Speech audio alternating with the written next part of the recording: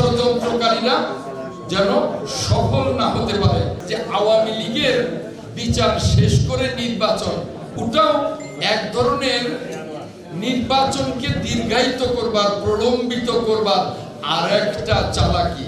সংস্কার শেষ করে যারা নির্বাচনের কথা বলেন, তারা নির্বাচনকে ভয় পায়, তারা নির্বাচনকে প্রলম্বিত করতে চায়। অনেকেই খোলা পানিতে মাছ শিকার করবার চেষ্টায় রত আছেন।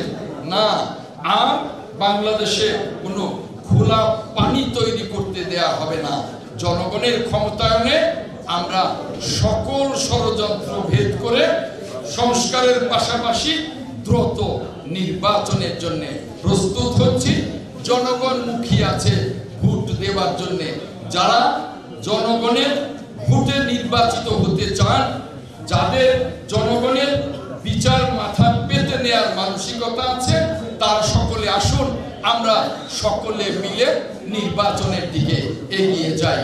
একথা বলে, যখন ফ্যাসিবাদ ছিল তখনই আমরা বাংলাদেশকে মেরামতের জন্য আধুনিক গণতান্ত্রিক মানবিক বাংলাদেশ করবার জন্য ৩১ দফা কর্মসূচি, সংস্কার কর্মসূচি ঘোষণা করেছি। আর এই সরকার যে কর্মসূচির কথা বলছে, সেই কর্মসূচির সাথে আমাদের ৩১ দফা কর্মসূচি সাংঘর্ষিক নয়, বরং এই সরকারের চেয়ে আরো অনেক ব্যাপ্ত আমাদের ৩১ দফা কর্মসূচি।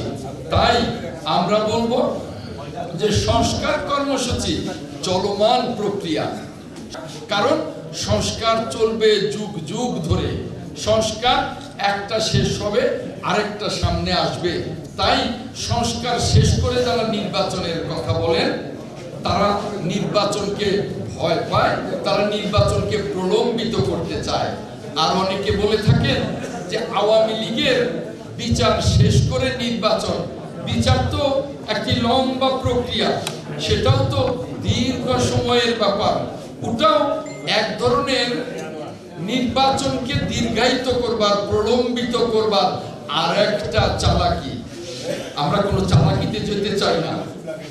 আর একটি মহল আছে যারা এই ৫ই আগস্টে আমাদের সারা বাংলাদেশের মানুষের যে বিজয়, আমাদের ১৭ বছরের রক্ত ত্যাগ, আমাদের জেল জুলুম, আমাদের গুম খুন, আমাদের আত্মত্যাগের বিনিময়ে যে বিজয়, সেই বিজয়কে একটি মহল কুক্ষিগত করতে চায়, তার মালিকানা নিতে চায়। আমরা ওই বিতর্কে যেতে চাই না।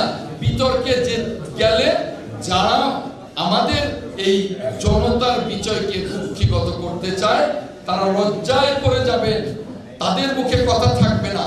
কিন্তু আমরা ঐক্যের স্বার্থে, জাতিটা আমরা ঐক্যবদ্ধ হয়েছি ফ্যাসিবাদের বিরুদ্ধে। জাতীয় এবং আন্তর্জাতিক ষড়যন্ত্র যারা করছে, তাদের বিরুদ্ধে আমরা ঐক্যবদ্ধ করেছি। এই জাতিকে বিভাজন করবার জন্য, বিভক্ত করবার জন্য একটি মহল সরকারের ভেতরে এবং বাইরে উঠে পড়ে লেগেছে। আমি আপনাদের সকলকে সজাগ এবং সতর্ক থাকতে বলবো, ওই ষড়যন্ত্রকারীরা যেন সফল না হতে পারে।